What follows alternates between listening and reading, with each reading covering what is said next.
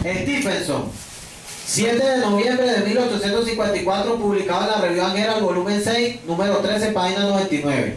La idea de haber sido enviado, esto es muy claro, implica que él era el Hijo de Dios aún antes de ser enviado.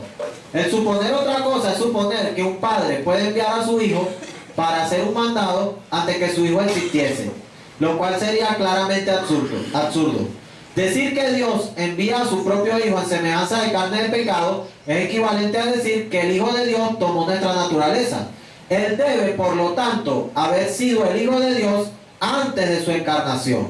Este es un punto que sirve también para aclarar. Algunos adventistas en el debate, cuando tú le estás preguntando que cuando Jesús es Hijo de Dios, algunos han llegado a decir que Jesús llegó a ser Hijo de Dios cuando se encarnó en la tierra. María. Sí, algunos han llegado. Entonces, usted dice, bueno, es una barbaridad. Jesús es Hijo de Dios desde el cielo. Ahora, ¿por qué Jesús es Hijo de Dios? Que es la pregunta que siempre le hemos hecho al hermano Mario a varios adventistas cuando lo agarramos en la calle.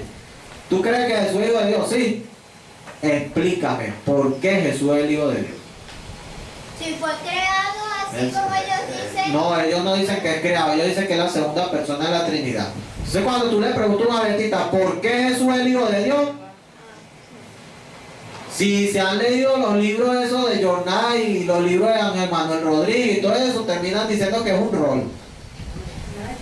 Si no, que Jesús llegó a ser Hijo de Dios cuando se encarnó. Algunos, no todos. Y algunos ni siquiera han estudiado eso. Quedan en el aire. Vamos. ¿Cambió? Sí, cámbialo, hermano. Ajá, dice aquí.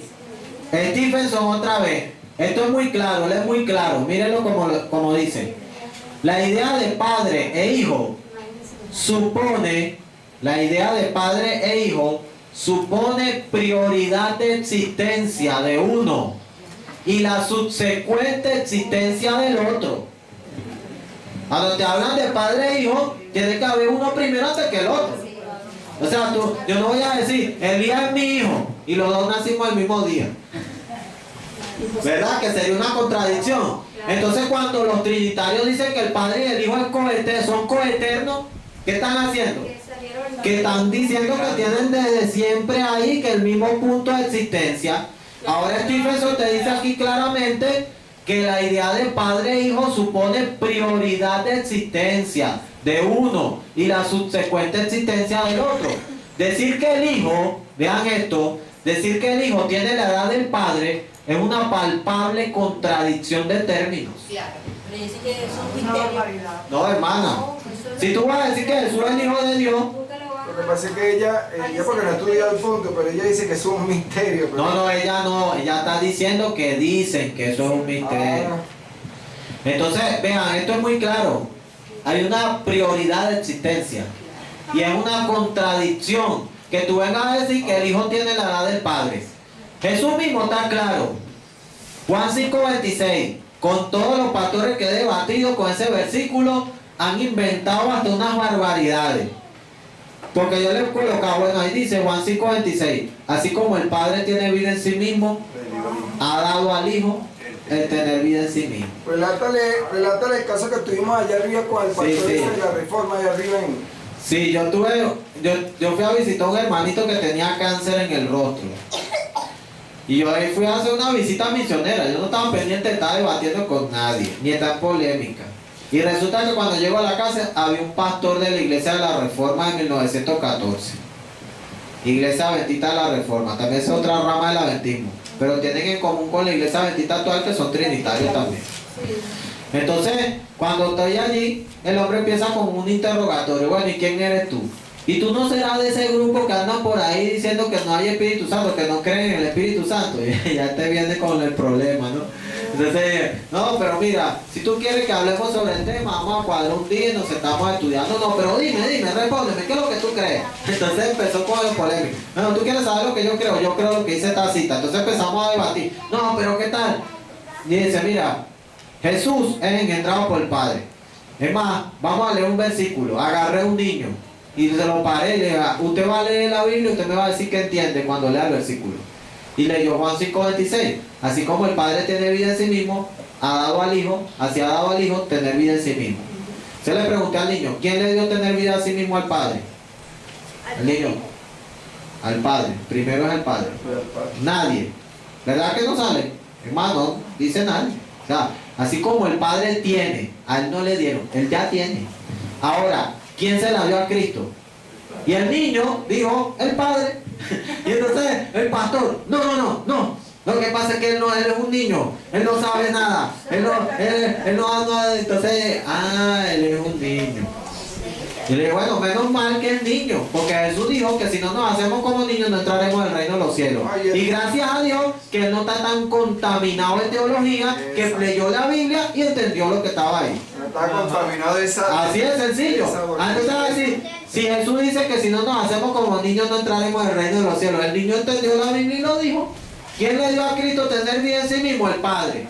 Debatiendo con pastores adventistas me han llegado a decir que eso se refería a la parte humana de Cristo. Y yo le dije, sí, cuando la parte humana de Cristo tiene vida en sí mismo. Si la parte humana, la naturaleza humana era mortal, lo dice la hermana White, que la naturaleza de Cristo era divina humana y que en la parte humana era creada y que era mortal, porque es una naturaleza humana creada, porque participó de la herencia de María. La misma Biblia lo dice. Exacto. Entonces, son barbaridades que la gente... Mira, Juan 5:26 es un versículo contundente. Sáqueselo a un trinitario y usted verá que empieza a inventar fantasías ahí. Es muy contundente. Juan 5:26.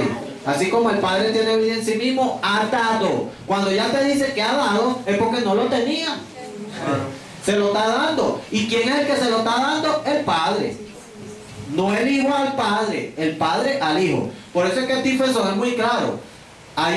Es una contradicción de términos creer que el Hijo tiene la edad del Padre. Cuando te dice que es coeterno, es una contradicción.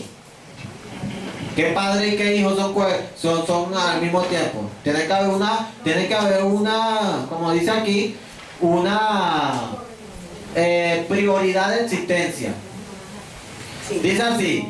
Es una imposibilidad natural que el padre sea tan joven como el hijo, o que el hijo tenga la edad del padre.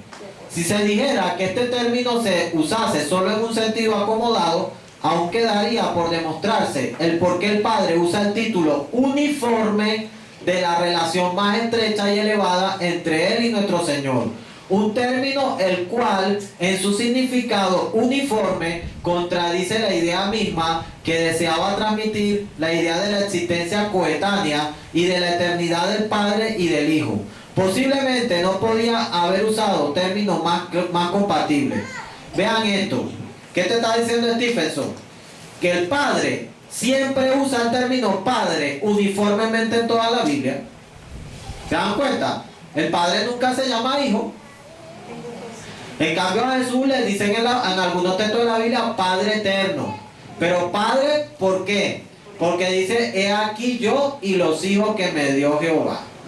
Porque el Padre le da los hijos que él tiene. En Hebreos capítulo 2. He aquí yo y los hijos que me dio Jehová. Entonces él es el primogénito entre muchos hermanos, pero él es padre de los hijos que Jehová le da. O sea, él tiene hijos porque Dios se los da. Sí, habrá dado 13.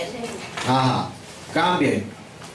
Bien, aquí dice nuevamente Stephenson, quien es muy claro. Y otra vez cuando introduce el primogénito en el mundo dice, adórenle todos los ángeles de Dios. Hebreos 1:6. Él debe haber sido su hijo antes de que pudiera enviarlo al mundo. En el versículo 2 el Padre declara que Él hizo los mundos mediante el mismo Hijo, representado aquí como enviado al mundo. Su Hijo debe haber existido antes que Él creara los mundos. Y Él debe haber, mire la palabra que usa Stephenson para que nadie le quede duda, y Él debe haber sido engendrado antes de que Él existiera. Por lo tanto, el engendramiento del cual aquí se habla debe referirse a su naturaleza ¿qué? Divina. Y en relación a su orden, Él es el primogénito. Por lo tanto, como cosa de necesidad, debe haber sido el primogénito de toda criatura. Eso sale también en la Review Angera, volumen 6, número 14, páginas 105 a la 106, en el 14 de noviembre de 1854. Aquí está el término. ¿Qué usaban ellos? engendrado, engendrado antes que él existiera. Por lo tanto, el engendramiento del cual aquí se habla debe referirse a su naturaleza divina. Naturaleza divina. 1854. Cambien. Urías en mí. Este también es contundente. ¿Quién fue Urías en mí? Aquí está. El que yo les dije que desde que llegó a la iglesia prácticamente estuvo vinculado con la obra de publicación hasta que se murió. Es más, él se murió de un infarto yendo a la review a llevar unos manuscritos, unos materiales. Ahí fue como murió, yendo a su trabajo. Entonces, Urías en mí, miren lo que dice él. La doctrina denominada de la Trinidad que sostiene que Dios es sin forma ni partes, que el Padre, el Hijo y el Espíritu Santo, los tres son una sola persona, es otro enfoque. ¿Podría ser Dios sin forma o parte cuando hablaba Jehová a Moisés cara a cara como habla cualquier amigo? Hechos 33:11. O cuando el Señor le habló diciendo, no podrá ver mi rostro porque no me verá hombre y vivirá. Y cuando pase mi gloria, yo te pondré en una hendidura de la peña y te cubriré con mi mano. Hasta que haya pasado después, apartaré mi mano y verás mi espalda, mas no se verá mi rostro. Todo eso sale en Hechos 33, 20, 22, 23. ¿Se acuerdan que allá en la Victoria se levantó una pregunta a una muchacha que si el Padre tenía forma y eso? Bueno, Urías en mí con pura Biblia te lo dice. Pura Biblia. Entonces mira, dice aquí, Cristo es la expresa imagen de la persona de su Padre. Hebreos 1:3. ¿Dónde sale todo eso? Urías en mí, 10 de julio de 1856, Review Angel, volumen 8, número 11, página 87. ¿Tiene una pregunta, hermana? Yo. ¿Sí? No, si lo que estoy guiando. Bueno, entonces ustedes vean, la doctrina de la Trinidad sostiene que Dios es sin forma ni parte. Ellos tienen un concepto loco. La Trinidad, como lo define la Iglesia Católica, o como lo definen algunos teólogos, tres hipóstasis en una usía. Eso es lo que ellos usan, esos términos teológicos. Tres hipóstasis en una usía. ¿Qué es eso? Tres seres en una misma sustancia. Bueno, por eso es una loquera. Entonces, ellos te indican, o sea, que los tres son uno, pero que los tres están en una misma sustancia, o participando en una misma sustancia. ¿Ven? Eso destruye la personalidad de ellos. Ahora, la iglesia adventista quiere decir que son tres en uno, pero en una triunidad. Pero eso también es contrario a la escritura, porque aun cuando tengan ese punto ahí de que quieran presentarlo como una triunidad, sigue siendo trinidad, y no hay ninguna trinidad, porque lo que hay es deidad. El término que usa la Biblia es deidad. Ojo, ellos están usando ahora el término deidad después de la controversia que se ha desatado aquí en Venezuela, porque se dieron cuenta que le dijimos varias veces que eso no sale en la Biblia, y los hermanos que han borrado le dijeron que eso no está en la Biblia, y se dieron cuenta, oye, ¿verdad? No está en la Biblia, vamos a usar deidad. Pero en su libro 28 Doctrinas todavía sigue la palabra Trinidad vigente. Así que me digan, no, ya nosotros no creemos en la Trinidad, creemos en la deidad. No, hasta que ustedes no hagan un congreso de asociación general y modifiquen las terminologías que salen en ese libro, ustedes son trinitarios todavía, y no solo trinitarios en cuanto a la palabra, todavía a pesar de que usen deidad, tienen el concepto trinitario en la cabeza. Así de sencillo. Seguimos. Urías en mí, vean esto. Al Cordero, igual que el Padre que se sienta sobre el trono, se le brinda alabanza en este cántico de adoración. Los comentaristas con gran unanimidad han echado mano a esto como prueba que Cristo debe ser contemporáneo con el Padre, pues de otro modo, dicen ellos, aquí se brindaría adoración a la criatura, lo cual solo pertenece al Creador. Pero esto no puede ser una conclusión necesaria. Las Escrituras en ninguna parte, mira lo que hizo Urías en mí claro, para que aquellos como este señor Atilio René Dupertuy y John Knight hablan de que los pioneros eran arrianos. Mira lo que hizo Urías en mí. Las Escrituras en ninguna parte hablan de Cristo como ser creado. ¿Es claro Urías en mí? Totalmente. Oye, quieran ponerse a inventar. Lo que pasa es que le levantan falso testimonio. Él es muy claro. Pero ese libro de Urías en mí se consigue la agencia. No, hermana, el original está en inglés. Y el que anda en español ya ni siquiera lo publica la agencia adventista. Esas fueron versiones que sacaron. Y ese ya está mutilado. Y además de que lo mutilaron, le metieron otras cosas. ¿Ven? Nosotros queremos sacar la versión original con la cita esta, porque para que la gente vea la cita original. Ahora miren lo que dice aquí. En las escrituras en ninguna parte hablan de Cristo como ser creado, sino al contrario, plenamente declaran que fue ¿qué?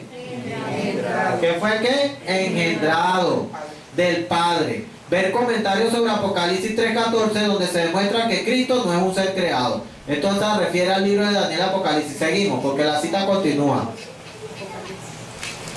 Dice aquí, pero en tanto como hijo, si Daniel Apocalipsis es un libro que escribió Uriah Smith para explicar Daniel Apocalipsis.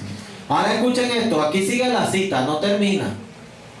Pero en tanto como hijo no posee una coeternidad de la existencia pasada junto al Padre.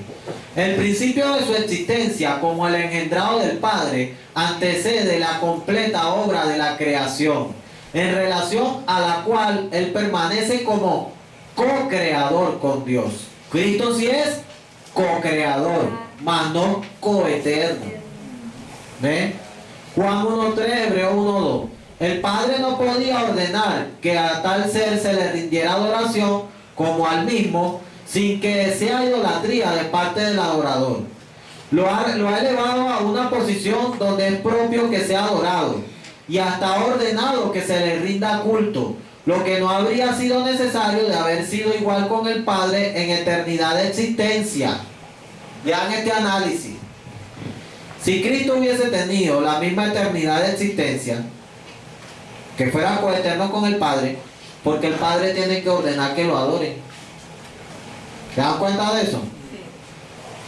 Porque el Padre dice, adórenlo los ángeles de Dios. Pues que si ya él existía con el Padre y era coeterno, ya todos los ángeles tenían que saber de una que tenían que adorarlo, ¿verdad? Porque el Padre da la orden. Y que el Padre no tuviera autoridad sobre el Hijo. Ahora vean que Uriah Smith, todos estos razonamientos son válidos a partir de la Biblia. Dice así, y hasta ordenado que se le rinda culto, lo que no habría sido necesario de haber sido igual con el Padre en eternidad de existencia. Cristo mismo declara que como el Padre tiene vida en sí mismo, así también ha dado al Hijo tener vida en sí mismo. Juan 5:26. El Padre lo exaltó hasta lo sumo y le dio un nombre que es sobre todo nombre. Filipenses 2:9. Y el Padre mismo dice, adórenle todos los ángeles de Dios. Hebreos 1:6. Estos testimonios indican que Cristo es ahora objeto de adoración, al igual que el Padre, pero no prueba que Él haya tenido una eternidad de existencia pasada con el Padre. En el mismo sentido, pues, no son coeternos. Ahora vean, ¿dónde salen todas estas citotas gigantescas contra la Trinidad y que explica bastantes cosas? Uriah Smith, Daniel y Apocalipsis, página 430, pero la versión de 1882. No la versión a la cual hicieron la limpieza. La que le hicieron la limpieza, después más tarde van a ver cuándo le hicieron la limpieza a ese libro. ¿Por qué creen que le hicieron limpieza a esta cita? Claro, porque si alguien llegaba a la iglesia adventista y leía el libro de Daniel Apocalipsis, Uriah Smith, oye, esta gente habla contra la Trinidad, oye, decían que Jesús era engendrado, y la gente seguro se le prendía el bombillo y empezaba a investigar. Pero cuando ya le quitan esta cita es para que la gente no sepa nada, no vea esa posición. Porque esta posición es única del movimiento adventista, o sea, esa forma de presentarlo así en esta época, pues, a partir del siglo XIX en adelante. Siguiente cita. Es mito apoyado en la Biblia. Dice así, miren, esto sale en un libro que es de Uriah Smith, de 1898, que se llama Contemplando a Jesús, página 10. Dice así, en el principio era el verbo, y el verbo era con Dios, y el verbo era Dios. Juan 1:1.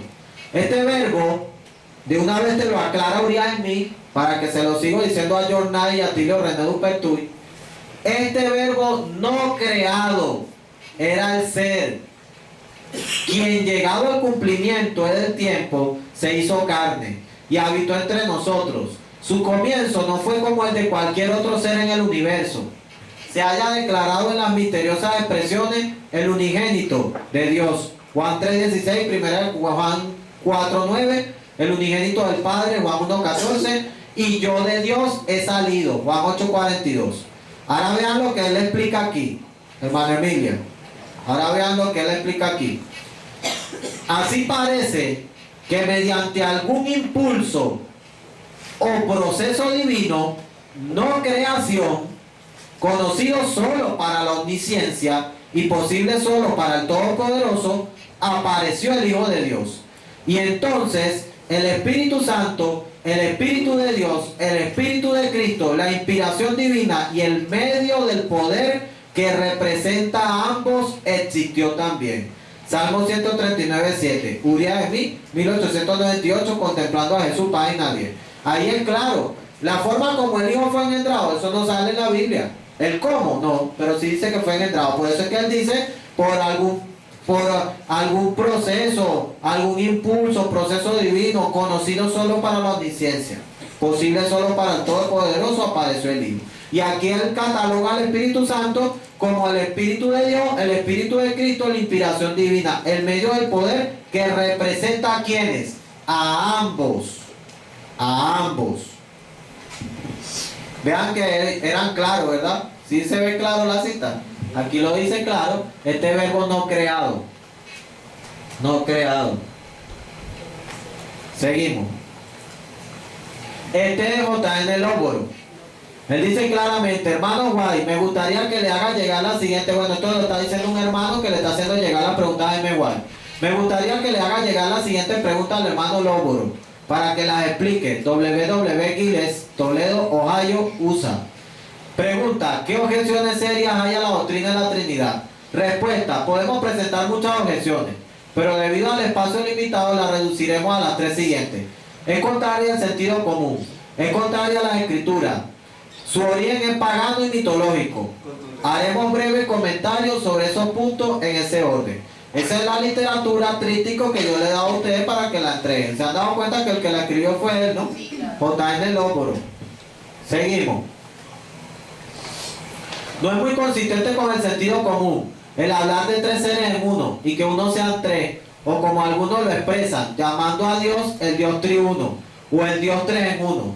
Si Padre, Hijo y Espíritu Santo cada uno es Dios, serían tres dioses. Pues 3 por 1 no es uno, sino 3.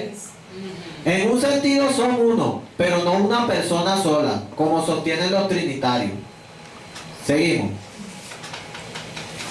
Es contraria a la Escritura.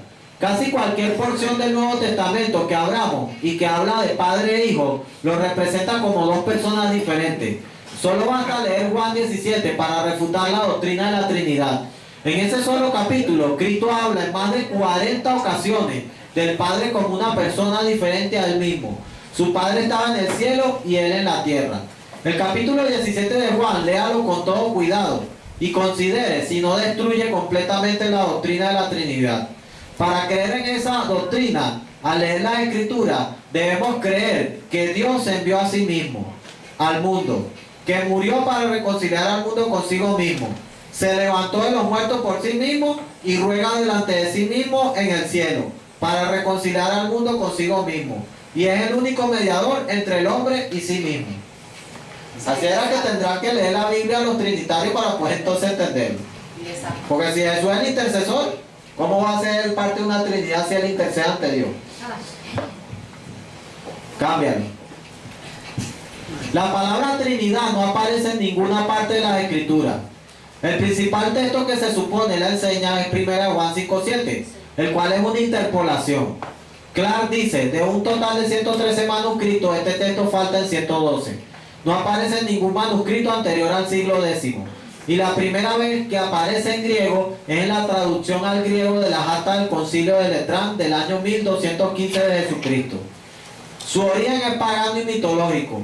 En lugar de llevarnos hacia la Escritura en busca de pruebas sobre la Trinidad, nos lleva al tridente de los persas, con la afirmación de que mediante este deseaban enseñar la idea de una Trinidad. Y si ellos tenían la doctrina de la Trinidad, la deben haber recibido por tradición del pueblo de Dios. Pero todo se supone, porque es seguro que la iglesia judía nunca sostuvo tal doctrina. Los judíos no eran trinitarios. Ah, entonces ¿cómo es eso? Que ellos tenían un Dios en el Antiguo Testamento. Dios le hubiese dicho a Israel que él era un 3 en 1. Y nunca aparece esa terminología en el Antiguo Testamento. Dios es un Dios, Sí. el Dios de Israel, y entonces esto vienen a cambiar. La doctrina de la Trinidad fue introducida en la iglesia al mismo tiempo que la adoración de las imágenes y la observancia del día del sol. Y no es más que la doctrina persa remodelada. Tardó alrededor de 300 años desde su introducción hasta hacerla lo que es ahora. Comenzó alrededor del año 325 de Jesucristo y no fue completada hasta el año 681. Vean, todo este periodo de tiempo fue que se llevaron concilios, se hicieron reuniones y así fue que fueron formando esa doctrina para que la gente la aceptara. Todo eso sale en esto, Roman, Milman y Gibbon, volumen 4, página 442. En el 589 fue adoptada por España, por Inglaterra, en el 596 por África, en el 534, por África en el 534, Gibbon, volumen 4, página 114. ¿Ven? J.N. Lóbulo, 5 de noviembre de 1861, Review and Herald, volumen 18, página 184. Es claro, Lóbulo en esto es muy contundente. D.H. Hull, otro escritor que sacaba artículos en la Review. La posición inconsistente, sostenida por muchos en relación a la Trinidad, como se la denomina, sin duda ha sido la causa fundamental de muchos otros errores. Los puntos de vista erróneos acerca de la divinidad de Cristo son apropiados para llevarnos a otros errores con relación a la naturaleza de la expiación. La doctrina que nos proponemos examinar fue establecida por el Concilio de Nicea, año 325 de Jesucristo, y desde ese momento las personas que no creen en este principio peculiar han sido denunciadas como herejes peligrosos por papas, y sacerdotes. Fue por su no creencia en esta doctrina que en el año 513 los arrianos fueron declarados malditos. Cámbialo. Como no podemos hallar rastro de esta doctrina previo al origen del hombre de pecado, y como encontramos que en ese tiempo el dogma se estableció más bien por la fuerza que de otro modo, afirmamos el derecho de investigar el asunto y de determinar el apoyo de la Escritura sobre esta materia. Justo aquí me enfrento a un punto sobre el cual se pregunta frecuentemente, a saber, ¿cree usted en la divinidad de Cristo? Vean lo que le pregunta, cuando hablan en contra de la Trinidad le preguntaban a ellos, ¿cree usted en la divinidad de Cristo? Mira lo que le dice D.H. Hull contundentemente, indudablemente que sí. ¿Cómo es eso? No hay duda. Pero no creemos, como lo enseña la Iglesia Metodista Episcopal, que Cristo es el mismo eterno Dios y a la vez hombre, que la parte humana fue el Hijo y la divina fue el Padre. Aquí podemos agregar que el punto de vista ortodoxo de Dios, como está expresado por ellos en diversos artículos de fe, es que Dios es sin cuerpo, partes, pasiones, centro, circunferencia o localidad. Sería un asunto muy simple probar que tal postura es extremadamente escéptica, sino de naturaleza atea. Ciertamente parece que un Dios así debe estar enteramente desprovisto de existencia. Imagínense un Dios que no tenga cuerpo. La cabeza, de cabeza. No, pero que diga, no, Dios es espíritu. ¿Saben la barbaridad que han dicho algunos pastores adventistas en el mundo? Que cuando lleguen al cielo no van a ver al Padre ni al Espíritu Santo porque los dos son invisibles. Que nada más van a ver a Cristo. En Japón, debatieron con unos hermanos así. Los hermanos le preguntaron, díganos, ¿a quién vamos a ver en el cielo? ¿Vamos a ver al Espíritu Santo? No, nada más van a ver a Jesús, porque el Padre y el Espíritu Santo son invisibles. ¿Cómo leyeron la Biblia entonces? La Biblia dice claramente, ¿Cómo la leyeron? Al revés. bienaventurados los de limpio corazón, ¿porque qué? Ellos verán a Dios. Pastor, y cuando el Padre y el Hijo hicieron al ser humano, dijo que lo hagamos semejante. Exacto, hubiese quedado un hombre invisible. Así se lo dije yo al pastor Javier. La Biblia al revés. La imagen de D.H. Hull, 10 de noviembre de 1859, Review and Herald, volumen 14, páginas 193 a la 195. Hay Seguimos. religiones que son solamente Jesús. Exacto. Fue solo eso. R.F. Cottrell, otro pastor. Miren, 6 de junio de 1869, Review and Herald. Pero el sostener la doctrina de la Trinidad no es tanto una prueba de la malvada intención como la intoxicación del vino del que todas las naciones han bebido. El hecho de que esta sea una de las doctrinas fundamentales, sino la más fundamental sobre la cual el obispo de Roma fue exaltado al papado, no dice nada a favor de la misma. Esto llevaría a las personas a investigarlo por sí mismos. Eso es lo que debe darse cuenta la iglesia adventista. Mira, lo que Cottrell es claro. Esta doctrina es la más fundamental sobre la cual el obispo de Roma fue exaltado al papado. Y así dice la iglesia católica, que esa es la doctrina central de la fe católica, de la cual se desprenden todas las demás doctrinas. ¿Entienden por qué los papas perseguían como herejes a quienes atacaban esa doctrina? Porque cuando tú atacas eso, le estás dando en el fundamento a su herejía. Y le estás derribando todo lo demás, todo su edificio de herejía que tienen ellos. Esto sale en la review Angera. R.F. Cottrell. Pero aun cuando al Hijo se lo llama Dios, vean, él aclara todo esto. No se duerman, la lechuga le hizo daño.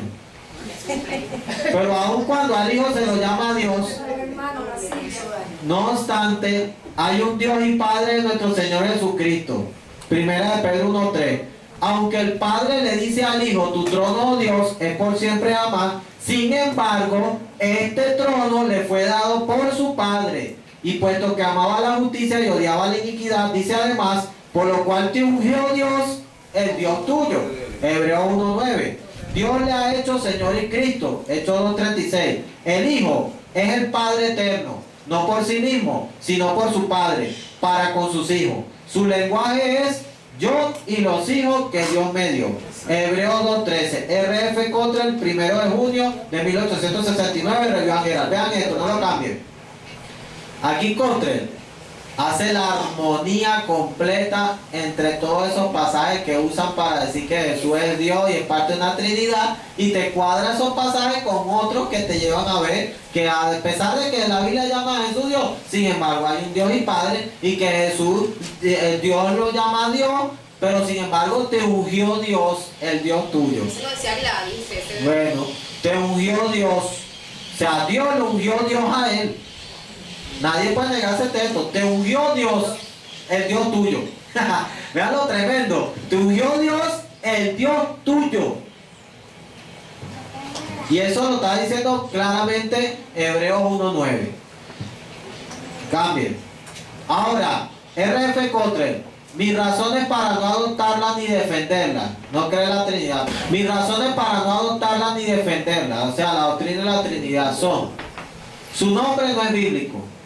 La Trinidad o el Dios triuno se desconoce en la Biblia. Y tengo el concepto de que las doctrinas que requieren términos creados en la mente humana son doctrinas creadas.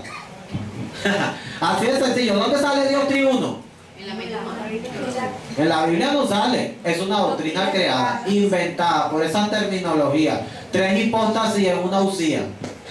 Tienen que usar esas locuras para tratar de probar eso. No, es un misterio, es un dogma, eso no se entiende. Eso no se entiende, se cree, se acepta, no se discute. Dice aquí: nunca me he sentido llamado a aceptar y explicar aquello que sea contrario al sentido y razonamiento que me ha dado Dios. Todos mis intentos de explicar tal tema no lo aclarará a mis amigos. R.F. Cottrell, 1 de junio de 1869, review Angera. Ahí está, es una loquera, o sea, él le está diciendo, no, Sonny, ¿cómo lo vas a explicar? Siguiente. Y esta cita de Elena de White, para que después de todas las declaraciones que hemos visto de los pioneros, veamos de manera contundente cómo ella escribe esto. Que ningún hombre entre en la obra destruyendo los fundamentos de la verdad, que han hecho de nosotros lo que somos. Aunque había trampas a cada lado, Dios dirigió a su pueblo paso a paso, bajo la maravillosa conducción de un claro así dice el Señor. Se ha establecido una verdad que ha soportado la prueba. Cuando los hombres se levantan e intentan atraer a los discípulos tras de sí, enfréntenlos con las verdades que han sido probadas como por fuego. Quienes procuran mover los antiguos pilares no están afirmando las cosas, no recuerdan lo que han recibido y oído. Quienes tratan de introducir teorías que mueven las columnas de nuestra fe con respecto al santuario, la personalidad de Cristo o de Dios, están trabajando como ciegos. Procuran introducir incertidumbre y dejar al pueblo de Dios sin ancla, a la deriva. Recibiréis poder, página 237. ¿Les parece claro? Ese es el remate. Todo lo que ellos han dicho, aquí está. Los que están introduciendo teorías que mueven la columna de la fe y menciona santuario, personalidad de Cristo o de Dios. Para ver la imagen. Y lo que leímos de los pioneros, claramente dice 237. Recibiréis poder, es una matutina. Claramente esta cita demuestra y confirma lo que han dicho los pioneros. ¿Saben que encontramos citas donde decía que la doctrina de la Trinidad destruía la personalidad de Dios y de Cristo? Claramente. Y eso es lo que dice la hermana White, quien introduce esas teorías que tratan de afectar la personalidad de Cristo de Dios, están trabajando como ciegos. El que hizo el intento primero fue Keller. Y como ella lo enfrentó, no pudo lograrlo. Pero después que la hermana White se murió, hicieron fiesta.